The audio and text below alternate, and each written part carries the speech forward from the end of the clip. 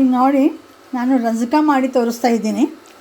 ಇದು ಏನಂದರೆ ಹಸಿಮೆಣ್ಸಿನ್ಕಾಯಿ, ಇದು ಕೆಂಪನ್ನು ಹಸಿಮೆಣ್ಸಿನ್ಕಾಯಿ ಇರ್ತಾವಲ್ಲ ಅವನ್ನ ತೊಗೊಂಡು ಬಂದಿದ್ದೀನಿ. ಧಾರವಾಡಕ್ಕೆ ಹೋಗಿದ್ವಿ, ಅಲ್ಲಿಂದ ತೊಗೊಂಡು ಬಂದೀವಿ. ಅದನ್ನು ಸ್ವಚ್ಛವಾಗಿ ಒರೆಸ್ಬಿಟ್ಟು ಬಿಸಿಲಲ್ಲಿ ಇಟ್ಟಿದ್ದೆ.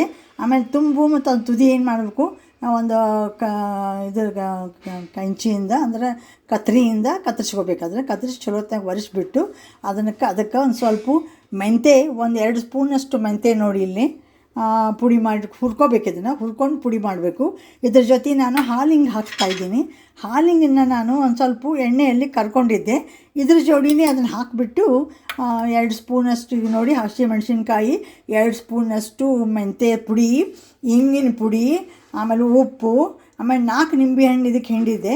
ಹಿಂಡಿಬಿಟ್ಟು ಈಗ ನೋಡಿ ರಂಜಕ ರೆಡಿ ಆಗಿದೆ. ಈ ರೀತಿ ಆಗಿದೆ. ಇದನ್ನು ನೀವೇನು ಮಾಡಬೇಕು, ಸ್ವಲ್ಪ ಆರಬೇಕಿದು, ಬಿಸಿ ಆಗಿರ್ತಲ್ಲ.